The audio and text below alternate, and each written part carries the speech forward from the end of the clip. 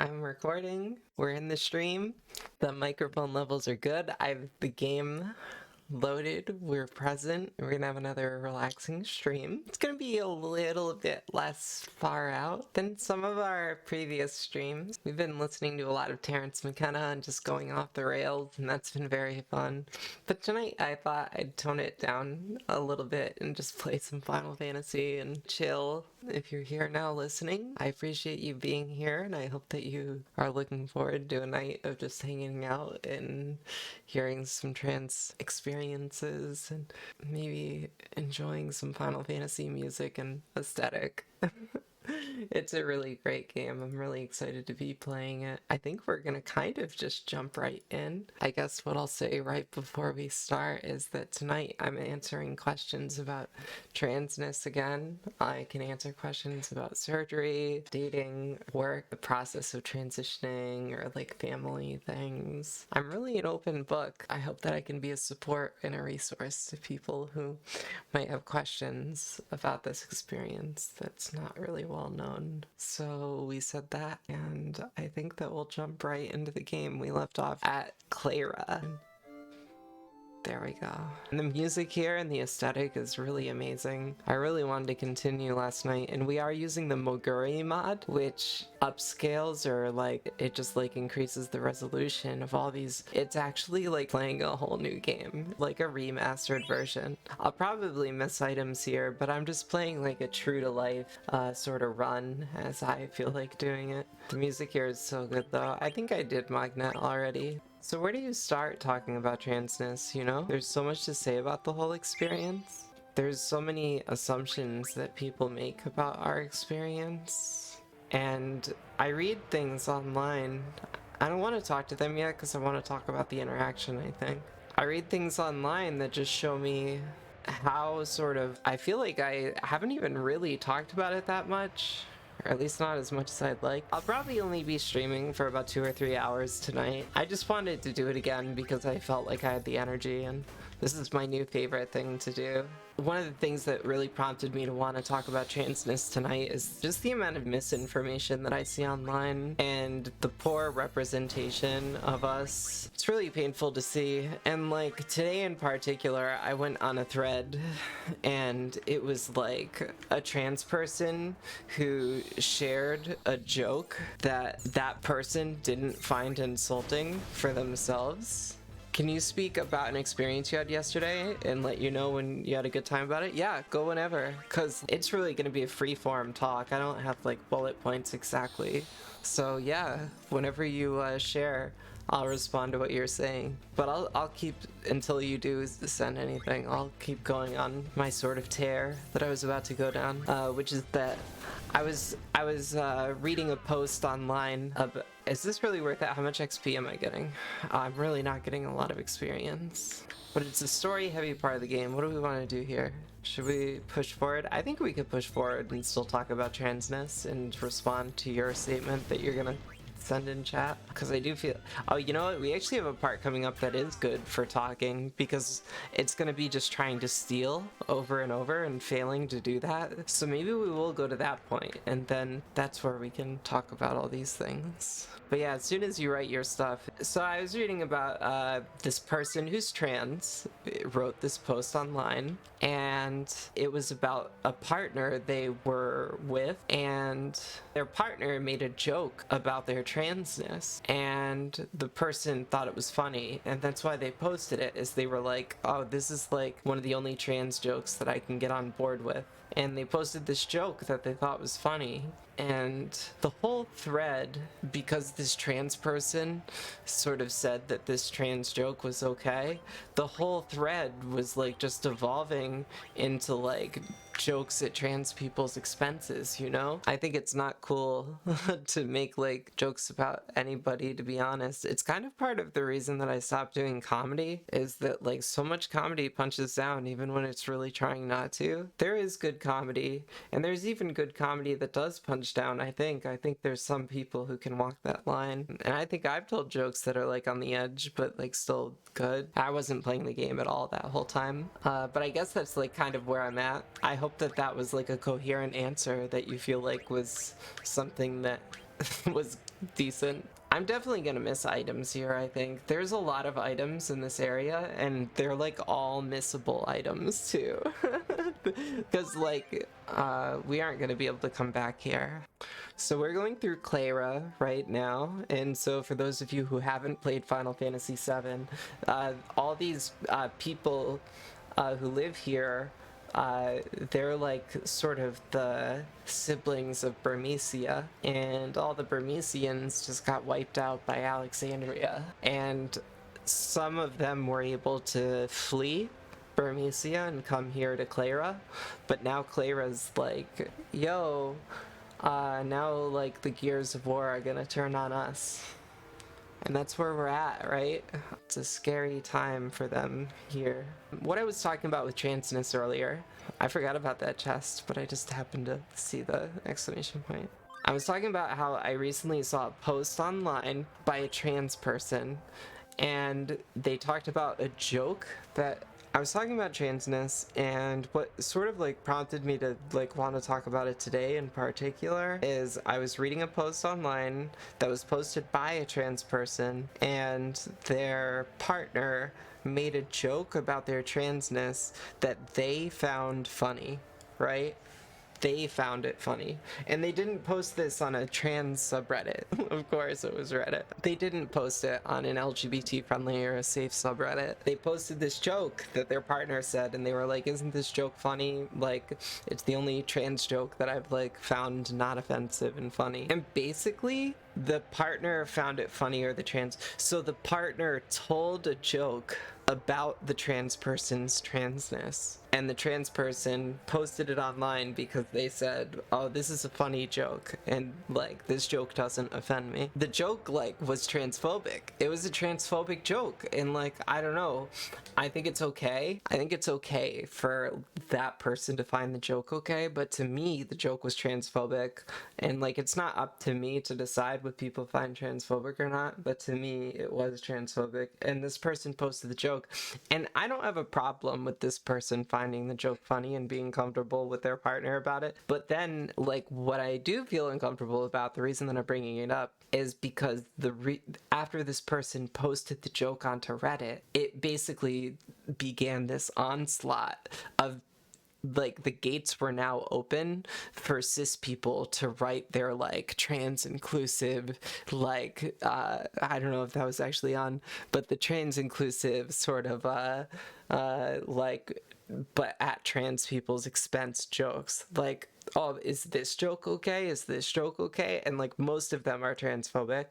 And it's like people are constantly trying to find humor in the trans experience, and part of it stems from history, because transness and gender expression was like the central point of so much comedy, especially if you even look at Shakespeare. Like, Shakespeare used gender as comedy so much. You think the second that you say to yourself, this joke doesn't offend me, you have to realize that there are some people it will offend.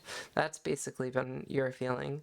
Also, yeah, once one person breaks that dam, the phobia will always come out. Yeah, the thread was just a torrent of just like really insensitive jokes. Trans people in particular, like, people are always trying to like find the humor in our situation, and transness is not funny. Transness is not a joke. Like, it's funny to other people maybe, but that like is part of what makes it such a painful experience for us.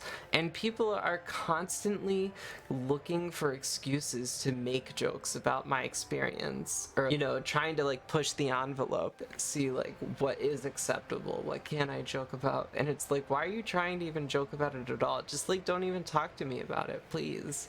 You can talk to me about it here because I made this literal platform specifically to talk about transness, and I'm openly trans here. But like in my daily life, I don't want to talk about transness with people if I can get away with it, mostly. But yeah, it's crazy. It's crazy how much like humor there is, and so many of the jokes are so fucking brain dead. They're seriously so brain dead. Not only are most of them like base, crude humor that's like really shitty to begin with, but it's just the least fucking creative humor in the whole world.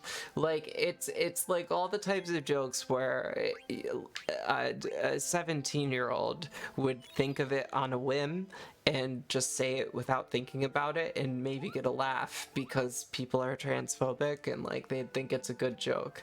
And that's like the level of joke that people are writing, you know?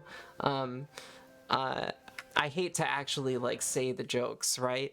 But just to give you an idea of how like stupid these jokes are, because this is how like not clever they are, is young men are not the toxic purveyors of this. They picked it up from parents and say it in school to be edgy.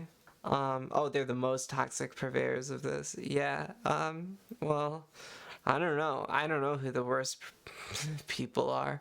Honestly, it seems to me that it comes from like many different groups, honestly. Yeah, what was I gonna say about it is that, people are always looking for an excuse to make the trans jokes. I don't know. I forget where I was gonna go with that, but we have a really hard steal that we have to do here. And I might switch from transness back to Final Fantasy for just 1 second, because again, there's a lot of story stuff happening here. And I thought I'd just like kind of explain the story a little bit as we go here, but I do want to make sure we get all the items. Like I said, there's a lot of items and all of them are missable, so I just want to make sure we get them all. Yeah, you know, I didn't realize working in a high school would actually like kind of make me really scared and dysphoric a lot, because like teenage girls are actually like really scary, at least as a trans person. In high school, girls can be just like really judgmental too. Not just, so I guess I'm just saying, like, you already know that it's probably not just young men, but yeah, young men are bad, but so can like young women as well. And like TERFs scare the fuck out of me. TERFs scare me a lot, and I feel like most hurt by TERFs, I think, personally. The antlion, it's usually so docile. This calls for immediate action. These Clarins are also damn lazy. I think this fight is like mildly annoying, because I think this is the type of boss that has an ability that brings you down to 1 HP, like no matter what you do. But that could also work in our favor, because Quinnet has an ability that does max damage. They're some of the most vicious and dangerous people in political activism. Yeah, it sucks a lot. They make me really sad. Fuck, I didn't mean to walk in here. But that's okay. Yeah, I realized that you meant TERFs, like, basically right away. Yeah, some of the only actual, like, statements that have, like, really hurt my feelings online have been from TERFs, because, like, I understand the sort of, how, like, someone could get radicalized in that way. I really do. But it's so fucking hurtful. It's so hurtful. It's Prince Fuck. So yeah, everybody's escaping Burmecia, and not only is Alexandria coming, but now this antlion has the Prince of Burmecia, but not anymore. Now Puck's pretty good for a second. Puck's a good character, I think. Puck's always been one of my favorite side characters. I forget what steal this boss has, but we will try and steal from it if we can. Okay. I was talking about sort of, you argued with the TERF once. It almost gave you a headache, the amount of mental gymnastics that they do. Yeah, it's a lot of mental gymnastics. And honestly, like, even though I went to school for philosophy, I'm really not good at debating, right? Just to be completely honest with myself and with everyone here, like, I feel like I'm kind of a like clever person, but I'm not like necessarily quick on my feet in a debate, because I'm not good at anything that's competitive myself. Like, as soon as I'm in a situation where like I have to like make someone look wrong, or like I just like feel bad, and like I also like lack self-confidence. There's kind of like a lot of reasons why I feel the way that I do, but I'm not really good at debating, even though I feel like I like have a lot of important things to say in debates. It's a little bit embarrassing as someone who has a degree in what should make me a skilled debater. When you used to argue on Twitter. Yeah, you see, I've never argued online. It just is like, I don't know, it's never felt like worth it to me. But then also, I just, like I said, like I just don't feel like very competent to argue many things. I feel like I am a pretty good essayist. Like I can write and I can put together a good argument, but then like I just get really flustered in person. Like if a TERF confronted me in person, I would just be flustered because my emotions would be so hurt that I wouldn't be able to focus on an argument. I'd just be so sad that someone was saying these mean things to me that I wouldn't be able to construct an argument. I'd just be sad. I would just be sad, literally. And that's kind of the crux of it, you know? And it makes me feel shitty because I want to be like a resource and stuff. I feel like I've failed to give support online sometimes when maybe I could, because I just don't know what to say to people. And also, like, I don't know, there's also a part of me where I'm just like, you know, people like TERFs just can't even be reasoned with, you know? If you're gonna be that level of hateful about something that doesn't like concern your life, then you're not going to be convinced by reason. You're literally not going to be convinced by reason. It's just like hate. But yeah, transness is pretty hard. And I wasn't just going to talk about transness. I was also just going to talk about like my experience as a trans person tonight in particular. Because, you know, every trans person's experience is very, very, very, very different. And as part of what makes being trans hard is that like all of our experiences are so diverse from one another that I actually don't feel that much camaraderie with a lot of trans people. Like, for example, earlier I was talking about this trans person who was like comfortable with the joke that their partner made at the expense of their transness, and that same trans person, they said that that person was a trans man, and they said that they were born female and transitioned to male. And like, for me, I don't say that I was born male and transitioned to female. I just am a trans woman, and I was born female, and society fucking just like oppressively like forced me into a role based on shit that they don't understand but think that they do. And like I feel like I need to share my experience a little bit because you know, people don't understand the array of diverse experiences that there are. But then also sometimes I feel like a little shitty sharing my experience too, because like I have kind of the archetypical trans woman experience. I really like kind of in a lot of ways am like the trans narrative of just like this person who knew from a very early age that I was transgender, and I felt immense discomfort, and I acted out when I was a child and my family was not accepting, and I ended up being kicked out of my house, which is just such a common story for trans youth. And at some point in the future on stream, I might go through a PowerPoint that I made on family estrangement, because I have kind of a lot to say about the experience of family estrangement from my own experience being sort of forcibly removed from my household when I was young. I have kind of a lot to say about that, but it happens to so many trans women, so many of us. It's weird when I was like reading stories growing up about trans women, and like a lot of it was written in this way where it was like a warning to parents, you know, like this is gonna happen to your child. And so like I would be reading descriptions of what I'm feeling, but it was literally written in a way that was like, this is wrong. If you feel this way, you are a pervert. If you feel this way, you are like broken and you're mentally ill.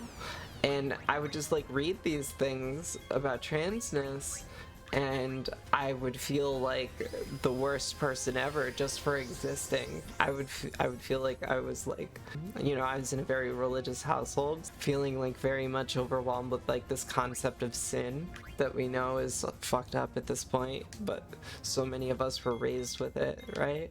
And it was like I felt like this super deep weight of sin just for existing, you know? I think a lot of trans women do experience that. I think that that's a really common one. And it's strange too, because I feel like a lot of trans women I know like really experience this sort of like Western conception of like sin, and eventually became religious themselves, because I'm very religious and I know a bunch of other trans women who like later in their life became very religious themselves. And it's just interesting because many of us came from just such hostile to trans people religions, you know? That's all you really can hope for, right?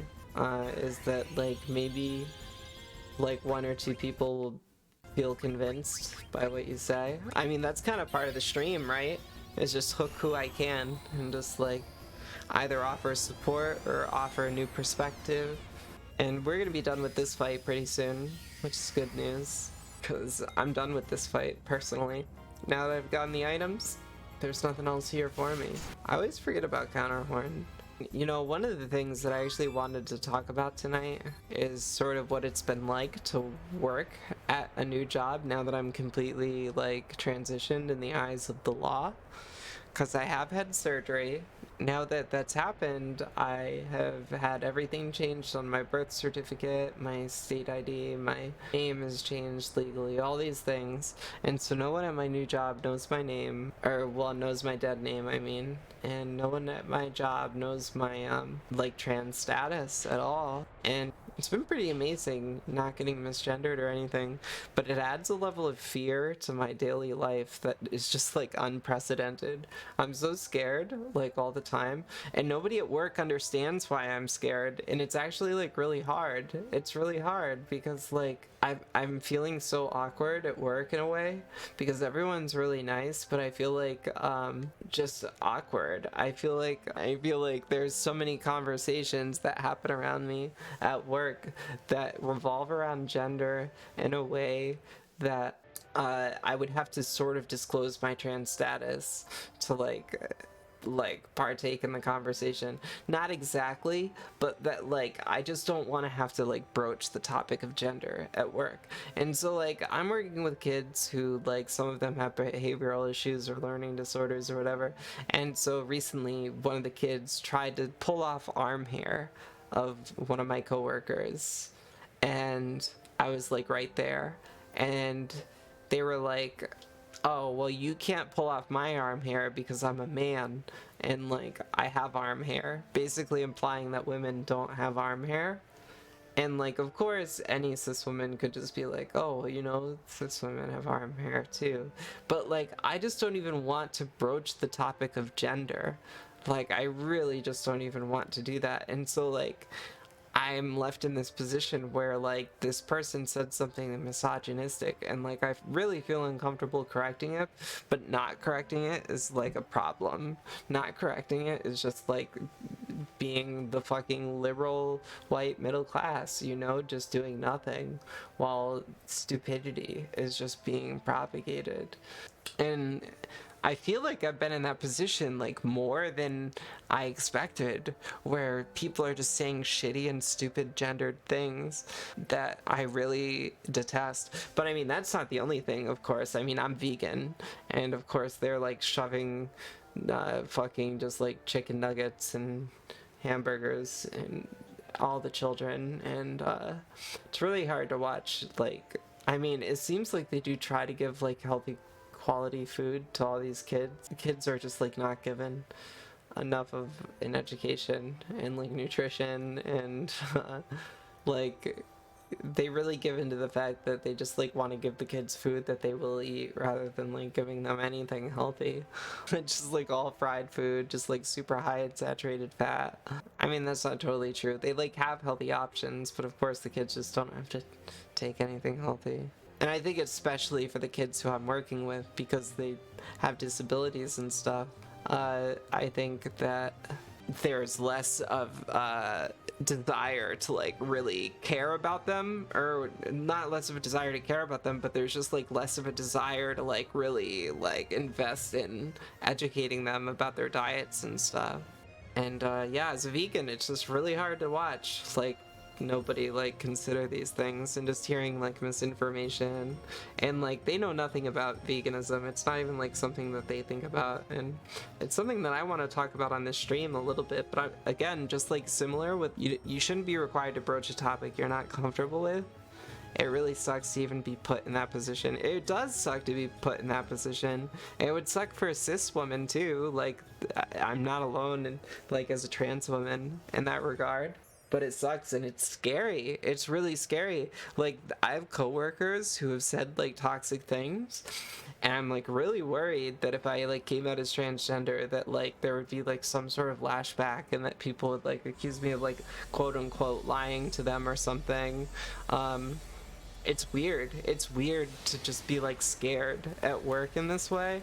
But it's also been really cool because it's like, for the first time in my life, I am being seen as the human being that I really am. And that's a magical experience that I can't fucking describe to anyone.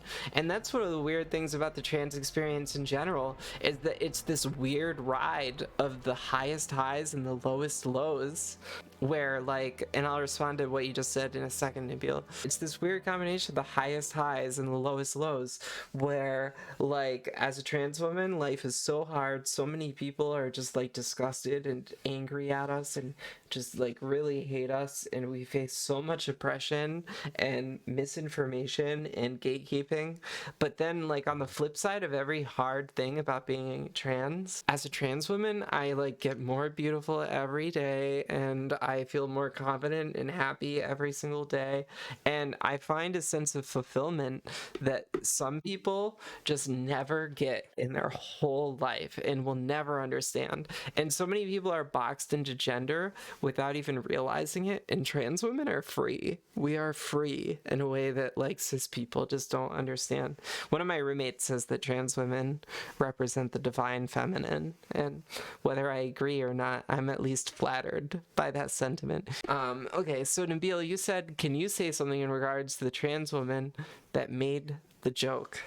If you are referring to the Reddit post thing, yeah, I did say they were a trans man. Okay, yeah, of course. Yeah, you can say something in regard to that. I said it on stream because, like, I was hoping it might elicit some chat or something. I like the idea of just having, like, a real back and forth with the internet. That seems like so much fun to me. You mean sorry? You don't think they were oh, you just said that one. Okay, back to the game here. I can't believe the sandstorm disappeared. Yeah, this is bad news bears, because for Clara, the sandstorm was the only thing keeping out Alexandria, and during their ritual to strengthen the sandstorm, their like gems shattered, and now the sandstorm is just gone. And they've never witnessed anything like this since they settled here. Poor Clara. Perhaps someone's trying to invade Clara. I fear you may be right. That's what they've been saying. Why did you listen? Listen to them. How dare they imprison us like this? Those wretched court jesters, they'll never get away with this. This is a wicked good part of the game to farm, so I might for a second. Oh shoot, never mind, it wasn't the sequence that I thought it was, but we might end up in that sequence anyways. It's when you're just playing as Signer and you get to just fight a bunch of guards. You can get so much XP. And I'm using the Moguri mod, which I mentioned earlier on in the stream, but I haven't mentioned in a while. The Moguri mod takes these pre-rendered backgrounds and upscales the resolution, so the game is like immensely more beautiful than it's ever been. I'm actually like enthralled by how beautiful the game is. Every scene is like a work of art, even though it kind of already was. Like each scene looks like a oil painting. It's just beautiful. So just like really, you're watching, like just try and appreciate some of these pre-rendered backgrounds are just like so gorgeous. In my opinion, they really succeeded. It's just amazing. And this is a free mod that you can download. And it comes with a bunch of other features as well, but I didn't really like enjoy any of them, to be honest. You think you can understand how the joke came about? You at least can identify with why it came to be. As a person of color, in order to survive in a mostly white society, you learn to accept, tolerate, and even make jokes against your own people to get by. Call it out. You're seen as a party pooper and the outcast. You're saying that in a way, in order to get by, a lot of people accept hate towards themselves. No, totally. I think that you're exactly right. I think that you're exactly right.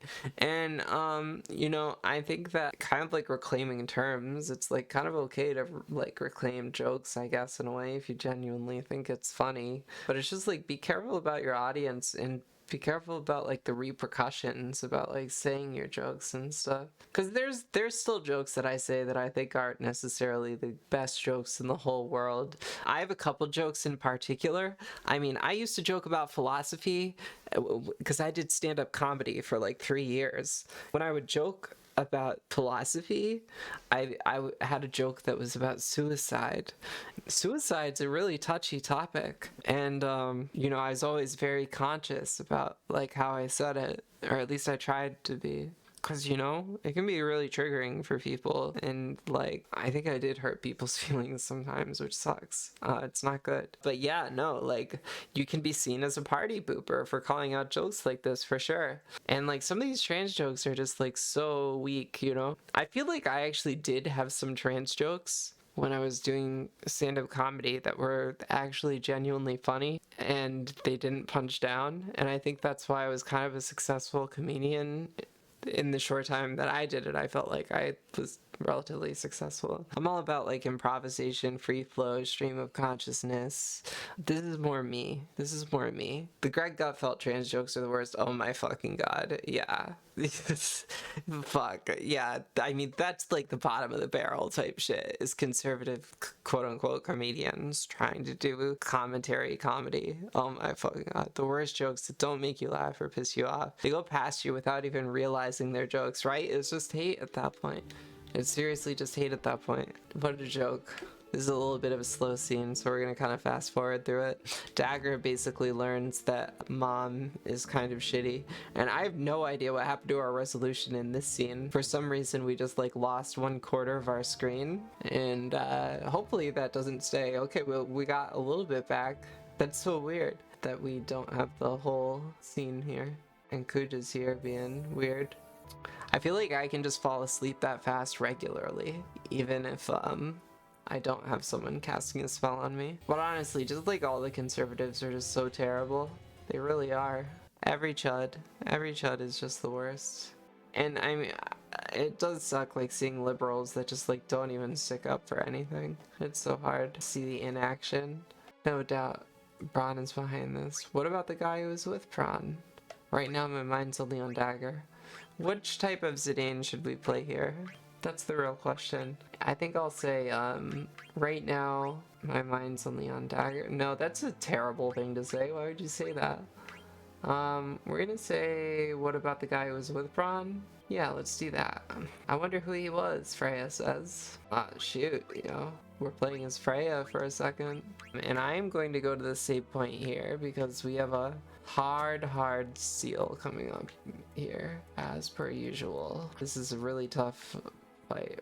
And I thought there was like a really high quality synthesis shop here, but I guess not. Here's a letter from Monev.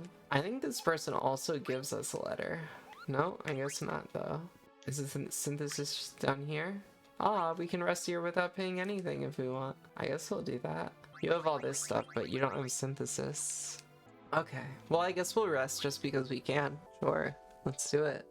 I don't like telling trans jokes. I just don't like it, you know, because like honestly the experience is just so painful that like joking about it to me, it just feels like misplaced. It just feels really misplaced because you know, the experience is just not funny. It just really isn't. But like I was saying earlier, historically, gender has been like a central pillar for so much comedy and literature, and people like love it. People dig it, and just like a lot of it is transphobic. It's just so hard. Yeah, you get it. Like, I don't think the joke that you shared was bad by any means. It's just like, there's just like not really any trans jokes that I've ever really found super funny. Even the ones that I wrote, like, they just like leave a sour taste in my mouth nowadays, which is just unfortunate. It's just like really unfortunate. I almost feel like I need to take a break from streaming just simply because I have to go to the bathroom. frankly. So I think I am. Did the sky just change? Yeah, look at this. When Freya moves, the sky light literally changes. What is going on with that? That's a little weird. I wonder if that's from the Guri mod, or if that's just something from the original FF9. I don't remember that. Weird.